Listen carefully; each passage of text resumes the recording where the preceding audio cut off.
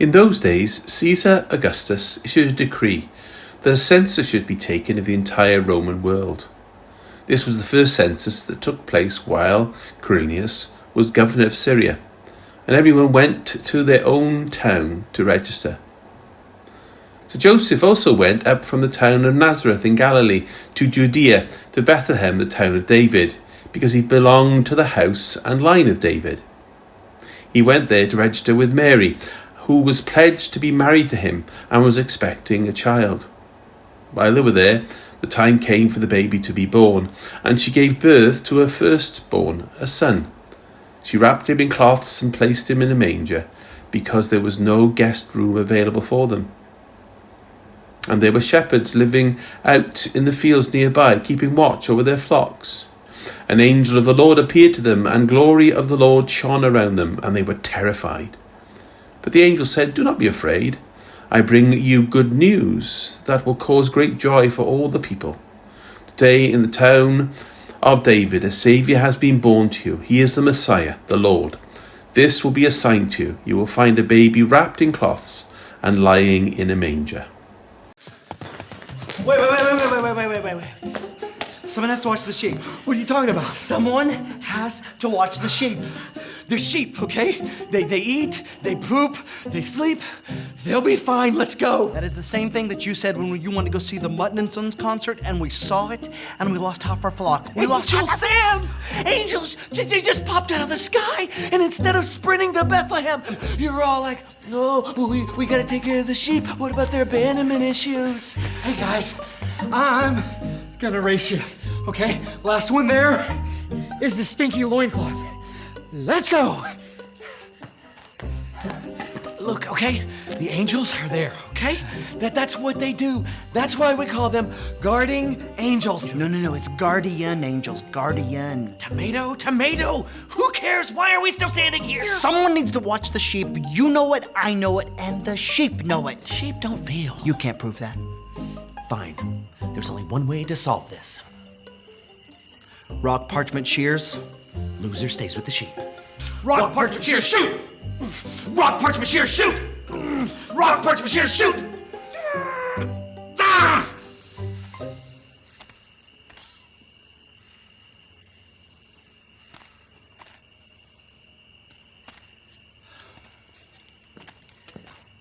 Today, in the town of David, a Savior will be born unto you. Right. Why did the angel say that? Why did the angel tell a bunch of lowly shepherds about the coming of the Messiah? I mean, why us? I don't know why us. But they did. So maybe this Messiah didn't just come for people that matter. Maybe he came for people like us. Which is all the more reason why we need to go. I know. And I want to. It's just a lot to take in. It's been a crazy night. Hey, did you see? Did you see how fast I was running? Over there, I was like a lightning bolt. But no, you guys are never gonna believe this. I forgot my good cloak.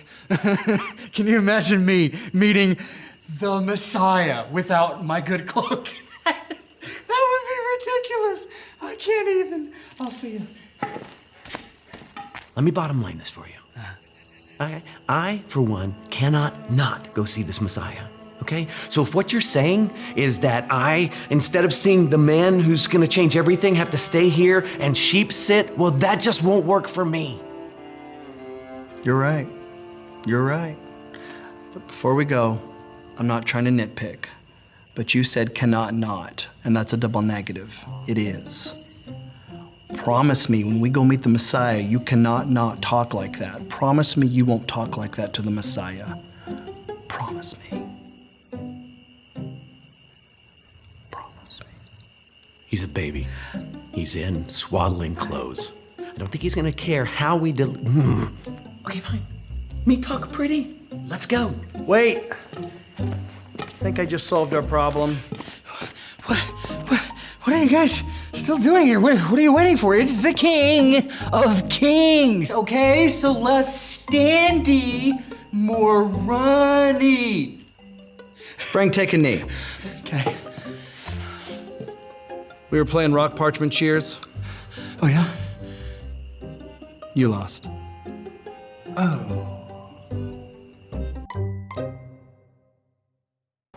Do you have room for him? God is always in control. The prophecies of the Old Testament had to be fulfilled. It had to come about the way it was intended to be. Now, the majority of people in this world today believe in Jesus. Many think he was just a good man, a teacher, yet it says he is the Son of God. If you think about it, how can you manufacture the place and manner of your birth? Have you got a space for Jesus this Christmas? If you're going to make up a story about a God entering this world, then surely you would introduce your main character when he was being born into much better circumstances than what happened to Mary and Joseph and Jesus. There was no room for them. He ended up in a manger, and rather than his birth being proclaimed, shepherds were told. And they told everyone whom they met. They were also a long way from home. They had no help or succour or support from family. As an individual, have you missed Jesus? God with us had to be born from the lineage of David, and he had to be born in Bethlehem. This is what had been prophesied. Joseph and Mary had to be in Bethlehem to register in the city of his fathers, so that Jesus, the Messiah, could be born at the allotted time in the right place at the right time and acknowledge a bloodline. Without this, of course, then who he professed to be would be invalid. It came about when Mary was carrying Jesus and she was near the end of her term. Of course, she would have preferred to have stayed with her family at home. She would have been helped and blessed. Instead of that, she had to travel 50 miles. God's timing was critical. Can you make room for Jesus? Joseph and Mary were living in Nazareth and at least 50 miles away from Bethlehem at the time. They could have easily have missed that town. Jesus could have been born on the road in the wilderness. But that is not what God had prophesied. God, though he had the timing of events under his control, Joseph and Mary arrived during the census of the town, and it was heaving. And of course, it was Christmas after all.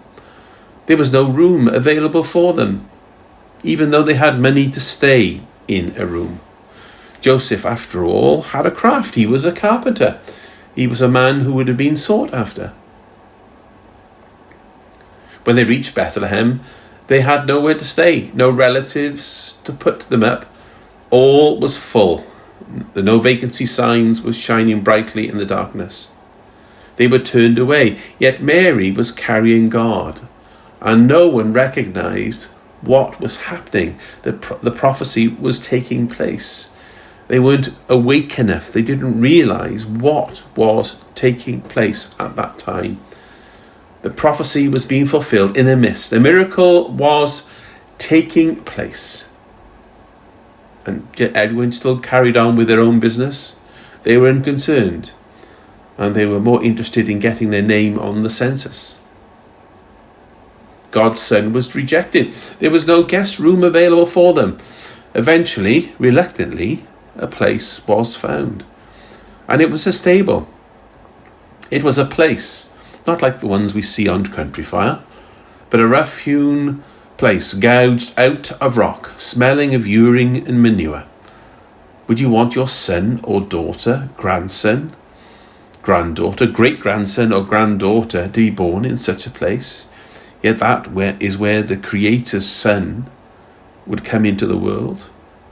And not a very good story, if you think about it, his entry into this universe. Yet the Creator's Son, the Saviour of mankind, was being born in such a place as this. No one could find any room they weren't interested in making a space. No cradle with soft sheets and a blanket, but rather just a feeding trough and some swaddling, ripped up rags. The Son of God and his family were rejected. They were just like refugees, turned away from door to door, no room available, a manger and some hay, rough left-over rags to be wrapped in to be kept warm, safe and clean. But his birth had was a meaningful affair. The earth stood silent, but heaven was alive with praises. Heaven couldn't keep quiet about it because it knew what was happening. Yet man, and even though he had the prophecies that God had given them hundreds of years ago, wasn't attuned or awake enough to realize what was happening. The God of everything, because of our closed eyes and ears, was not recognized as he entered the world. This means he doesn't owe us anything because we gave him nothing. We rejected him at his birth, at all our doors, and the place he came into the world smelt of manure. God announced the birth to those who would listen, and that was the shepherds. They came into town. They knew what they were looking for, a stable of some sort, because the Saviour was lying in a manger. God pointed the way. He indicated how his Son had come into the world, and he allowed them to find them. It's likely there the births had taken place in that little town during that day. Yet the shepherds found the one and heard and told everyone what they had experienced. The most significant event that took place in the history of the universe didn't occur in a glitzy palace, but in a lonely manger, accessible to all. The King of Kings was born and placed into a feeding trough. The townsfolk of Bethlehem had no room for God. They were unconcerned. The shepherds came and worshipped him. When they had seen the Saviour, they told Mary what had happened to them. This was good for Mary and Joseph, because after all, they'd only had one visit from an angel, and Joseph had a dream. This was confirmation that what God had put together was coming true. Have you room in your heart for God? Or have you just allocated somewhere pretty basic for him? This Christmas, are you going to warmly receive him into your hearts and home? God has sent us a wonderful present this Christmas time. How many of you are going to open that present and welcome him in? And once you've welcomed him in, are you going to tell the world about him? Of the good news that this day a great joy has come into the world, a Saviour has been born, and we will know God forever.